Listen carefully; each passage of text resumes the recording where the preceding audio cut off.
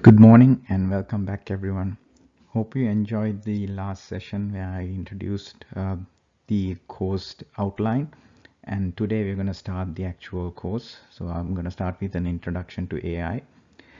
Before I start, there were a few comments asking me to provide a bio of myself. So here it goes. I'm a Sri Lankan. I'm now a Canadian living in Toronto, Canada. I studied AI from the University of Berkeley, California, which is considered the capital of AI, and University of Toronto. In my professional life, I work in a global organization spanning multiple geos, and in my global role, I'm responsible for shaping the digital transformation for the cloud, big data, AI, and I play a key role in the cloud security front as well, the cybersecurity front as well. And I used to be a Microsoft Solutions Architect before joining my current role. So with that, let's go to the actual content. So let's start with what is AI. That's what we should be starting from, because we need to have some sort of a definition of what AI is. There is many different definitions out there about what AI is, and the one that I like is the simplest form is an ability for a computer to perceive, learn, think, and act as a human. So AI is not something new though. AI has been there since 1950, where many people consider Alan Turing as the father of AI. Alan actually came up with a hypothetical test that to see if a computer can mimic a human. So it's called the Turing test. And in the Turing test, what it does is there is a human interrogator that sits in one room. There is a computer in one room. There is another human sitting in another room. Human interrogator is asking questions. Both the computer and the other human is providing answers. And then if the interrogator can distinguish, after a while, if the interrogator can distinguish between the human and machine is not able to mimic a human. But if the machine can mimic a human successfully so that the interrogator can't say who the machine is, then that suggests that the computer has intelligence and it can successfully mimic a human. So let's look at what's the purpose of AI. The purpose of AI is to be similar to or better than a human. That's the ultimate goal. So let's see what AI should be doing to be similar to a human. So an AI should be able to perceive what it sees, what it hears, what it senses, and then act based on it.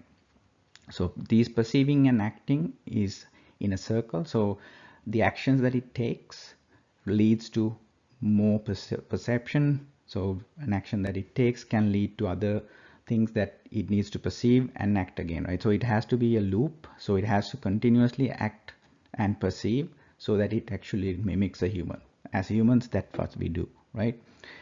So if we think about perceiving and acting, how would the computer do this? So if we look at perceive, first one, the computer should be able to see. The second one, so computer should be able to see. What that means is computer vision. So the seeing part we cover with through computer vision. Here is natural language processing. So that means it can hear, it can understand, it can respond. So it is natural language processing, the three parts of natural language processing, which is natural language understanding, natural language processing, and natural language generation. So we cover all that through the natural language section of the course. And then the third type of perception is motion. So that's where robotic comes into play. And then the acting phase. So what does it do? So it actually discovers things, right? So you have to be able to discover things. So it should use data that it has, so big data analytics, and then discover using computer vision. So we tell the automated car or self-driving car don't hit a human, right? So it now needs to be acting. If it sees a human, it needs to avoid the human. So that's part of the acting. And the second part of act is the understanding and responding. So that's part of the, as I said, natural language understanding and natural language generation. And then the important part is making decisions. So it has to make decisions to be like a human. It has to make decisions because we constantly, as a human, make decisions every second, right? So you have to be able to make decisions and make reasoning, proper reasoning. Should I do it? Should I not do it? So that's where the expert systems comes into play. So what I wanted to outline is the course, how I've structured it. So you have the computer vision section, you have the NLP, you have the expert systems, big data analytics, and then robotics. So these sections will be covered, and then now you understand why I'm doing that, so that you understand what perceive and act and what AI should be doing, and that's why we've structured it in this way. So there is some confusion between AI and ML all the time, right? So ML can be considered as a subset of AI. So there is, so it's easier to represent this in Venn diagram. So ML is inside AI, and ML also has deep learning. Deep learning is important for AI as well. So all three components are part of AI, but in terms of the machine learning, to get to AI, it needs to be able to learn. So there is multiple ways to learn. So first is the supervised learning. The second one is the semi-supervised learning. Third one is the imitation learning. These three are the ones that we are going to discuss in the learning part of the course. That is the basis for all the perceive and acting an AI can do. Okay, let's go to the next section. So what are the types of AI? There are two types of AI. First one is called the artificial narrow intelligence. It's also known as ANI and also known as weak AI. It is a machine that is trained to outperform a human on a specific task. So it doesn't do a lot. It does do specific task, but it is going to do it better than a human. Most of the AI that's out there right now is ANI, so artificial narrow intelligence. So it can do things better than humans. And then the other one is the artificial general intelligence. This is called the strong AI. Superhuman strong AI is part of strong AI, so I didn't include it as a different group, but this is where a machine is trying to mimic a human level intelligence or cognitive ability on a range of tasks. It's not just one task. It can do multiple. Think, see, respond to you. So this is where humans and AI becomes indistinguishable, right? So this is a little bit far away, about 20 to 30 years away, in my opinion, and then many experts would say the same, but still it is something that we need to look out for. But the key here is the training mechanism or the learning mechanism that that is part of AI comes from the same, both AI versions, ANI or AGI, uses the same mechanisms to learn. So if once we mastered ANI, then it can be applied to AGI. That means those models can now do, you merge multiple models together, that means it can do multiple tasks now. So it's generally become general AI with that. So let's look at the areas of AI next.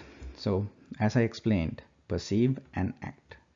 The first one, perceive, is computer vision. So I've put some examples here. Neptune AI is one of the models that's used to detect vehicles on the roads so that you can do autopilot on your cars. And then AlphaGo is a game, is a AI model that predicts the game of Go. So it actually beat the Grandmaster of Go in 2016. And then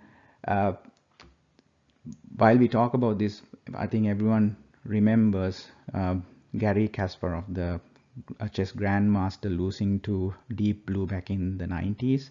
And then when he lost, what he said was, from now on, we have no choice but to work with machines and make the best algorithms, because he realized that there is no way to win against a computer because it reasons better than a human in terms of the next moves. So this is something that's coming. That's why we want to do this course and then learn AI, because it's going to come in handy for everyone in the future, and then it'll give you the skill set to adjust to the changes in the market.